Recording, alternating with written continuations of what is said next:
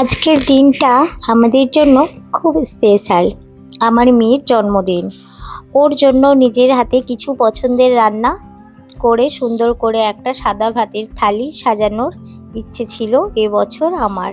তাই সকাল থেকেই শুরু হয়ে গেল সেই সমস্ত কাজ। তাই নিয়ে চলে এসেছি বন্ধুরা, আজকের ব্লগে তোমরা দেখতে পাবে। তো চলো ব্লগটা স্কিপ না করে দেখতে থাকো।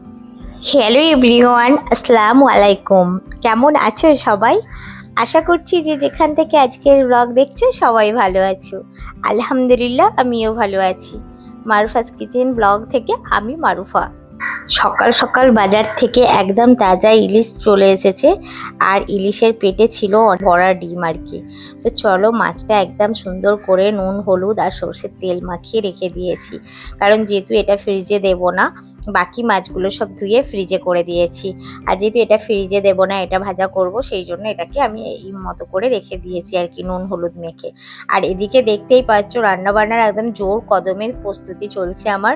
এদিকে আমি একটা বড় মানে চিকেনকে একটুখানি গায়ে আর কি কেটে কেটে দিয়ে ওতে আমি মশলা মাখিয়ে রেখেছিলাম, মানে চিকেনের পিসটার উপরে একটু কেটে কেটে দিয়েছিলাম, দিয়ে মশলাগুলো ভালো করে মাখিয়েছিলাম। মাখিয়ে চিকেনটাকে আমি বাটার দিয়ে ভেজে রাখছি, কারণ আমার মেয়ে আজকে যে যে খাবারগুলো পছন্দ করে বলেছে আমি সেই খাবারগুলোই বানাচ্ছি, মানে ওর পছন্দের খাবার আর কি। তারপরে দেখো এদিকে একটু পায়েস বানাবো। আর হ্যাঁ, আর একটা কথা বন্ধুরা, আমার যে সেই ঘাড়ের ব্যথার কথা মানে তোমাদের সঙ্গে শেয়ার করেছিলাম, ব্যথাটা আমার আজও পর্যন্ত যায়নি, হালকা হালকা করে এখনও আছে। তো সেই জন্য মানে ওর জন্মদিনের দিনে সকালে আরও বেশি বেড়ে গিয়েছিল। তো আমি সকাল 10টা পর্যন্ত কিছু করতে পেরেছিলাম না, মানে 10টার পরে আমি ওষুধ খাওয়ার পর তারপর একটু সুস্থ হয়ে মেয়ের মুখের দিকে তাকিয়ে ও স্কুল যাওয়ার সময় বলে গেছে যে মা, আমার জন্মদিনে কি এবছর কিছু বানাবে না, কিছু করবে না? তো এরকমভাবে যখন বলে গেল, আমি মা হয়ে আর থাকতে পারলাম না। তাই আমার মানে ওষুধ খাওয়ার জন্য ভালো হয়েছে কিনা জানি না, ওর কথাগুলো শোনার পরে যেন আমার মনে হলো আমার সব অসুস্থতাটা আর কি মানে ভালো হয়ে গেছে। তো আমি উঠে রান্নাবান্না সব শুরু করে দিয়েছি। তো আর যেহেতু সিমরার পাপা ছুটি করেছে, ও তো আছে, ও বাড়িতে থাকলে অনেকটাই হেল্প করে দেয়, কোনো অসুবিধা হয় না। তো দেখো ওদিকে পায়েস বসিয়ে দিয়েছি, এদিকে আলু ভাজা করছি, আর একটু সামান্য বেগুনও ভেজে নেবো, মানে একদম অল্প অল্প করে ওর মতো করে সব জিনিস করছি। সাথে আমরা দুজন আছি, ও তো কিছুই খাবে না জানি, হয়তো অল্প অল্প একটু একটু সব কিছু খাবে, বাকি আমরাও খাবো। তো এদিকে দেখো হালকা একদম অল্প মানে 50 গ্রাম চালের বলতে পারো, আর একটুখানি মিষ্টি ভাত করে নিচ্ছি, কারণ আমাদের জন্য আমরা সাদা ভাত করে নিয়েছি।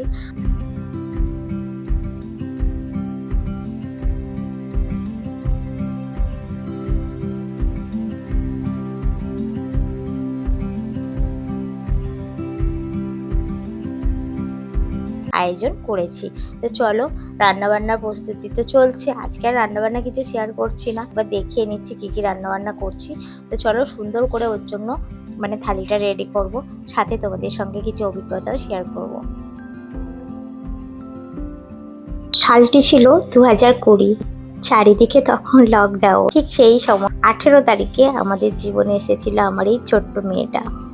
সেদিন থেকেই আমাদের দুইজনের জীবনটা যেন বদলে গেল।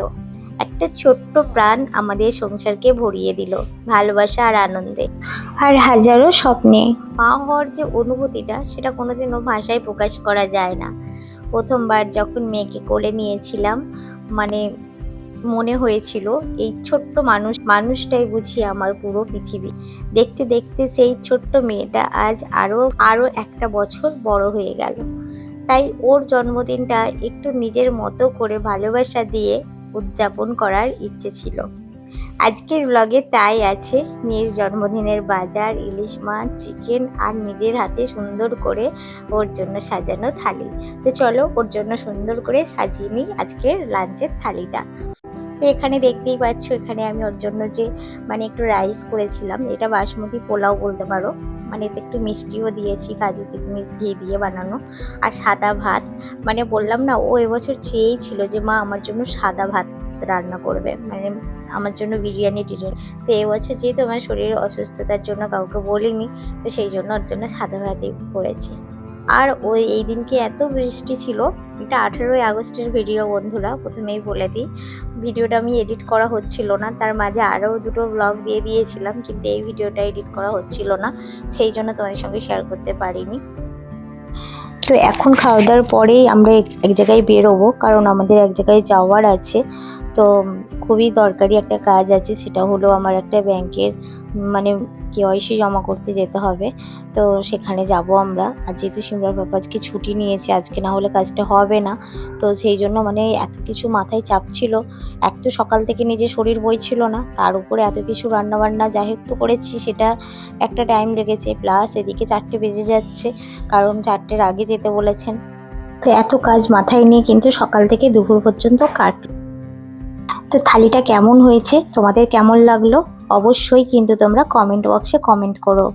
আর আমার মেয়ের জন্য সবাই কিন্তু দোয়া করো, জীবনে যেন ওর স্বপ্নগুলো সবও পূরণ করতে পারে। এইভাবেই কেটে গেল আমার মেয়ের জন্মদিনের আরো একটা সুন্দর দিন। মা হবার পর বুঝেছি সন্তানের মুখের একটুখানি হাসির জন্য একজন মা কত কিছুই না করতে পারে। আজ ওর জন্য নিজের হাতে রান্না করে ওকে ঘিরে এই ছোট্ট আয়োজন করতে পেরে আমার মনটা সত্যিই ভরে গেছে। আমার একটাই চাওয়া, আমার মেয়ে যেন সব সময় ভালো থাকে, সুস্থ থাকে, আর নিজের মতো করে সুন্দর করে একটা জীবন বেছে নিতে পারে। আল্লাহ ওকে সব সময় ভালো রাখ। তো ওর জন্য সবাই দোয়া আশীর্বাদ করো যেন ও জীবনে অনেক ভালো থাকে। তোমাদের ভালোবাসা আর শুভকামনা আমাদের জন্য অনেক বড় পাওয়া। আজকের ব্লগটা এখানেই শেষ করছি। সবাই ভালো থেকো, সুস্থ থেকো। দেখা হবে আবারও একটি নতুন ব্লগের সাথে। তো ওর বায়নাতে আবার কেকও নিয়ে আসতে হলো। ফিরছিলাম তখন ও বলল, মাম্মা আমাকে একটা কেক কিনে দিতে হবে। তো ওর বাবা বলল, ঠিক আছে কেক তো কিনে দেবো, কিন্তু এবছর তো আমি কাউকে ডাকতে পারিনি, তাহলে তুমি কেকটা একা কাটবে? তো বললো, কেন, হুমায়রা আর হাসান তো আছে। তো যাই হোক, ও হুমায়রা আর হাসানকে নিয়েই মজা করতে চেয়েছে, তো থাক। কারণ ও একা একা কোনো জিনিস খাবে, একা থাকবে, এটা একদমও পছন্দ করে না। সবার সাথে মিলেমিশে থাকতে ভীষণ পছন্দ করে। তো যাই হোক, ও কাটতে পারছিল না, আমি আবার এসে কেটে দিলাম। রাতে আমি আবার একটু চিকেন পোলাও বানাচ্ছিলাম, তো আমি ব্যস্তই ছিলাম, কিন্তু ও দেখলাম একদম পাচ্ছিল না, তো আমি এসে কাটলাম। আর এই দেখো, লাইটটাই জ্বালানো হয়, কেক কাটা হয়ে গেছে। তো যাই হোক, চলো, এইভাবেই আমাদের দিনটা কিন্তু খুব আনন্দের সঙ্গেই কেটেছে।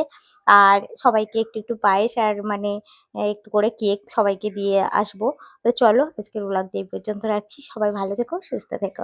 দেখা হবে আবারও একটি নতুন ব্লগের সাথে। বন্ধুরা প্লিজ প্লিজ কমেন্ট করবে ব্লগটা কেমন হলো, অবশ্যই কিন্তু সবাই কমেন্ট করবে। আর যারা নতুন বন্ধু তারা প্লিজ প্লিজ চ্যানেলটিকে সাবস্ক্রাইব করে পাশে থেকো।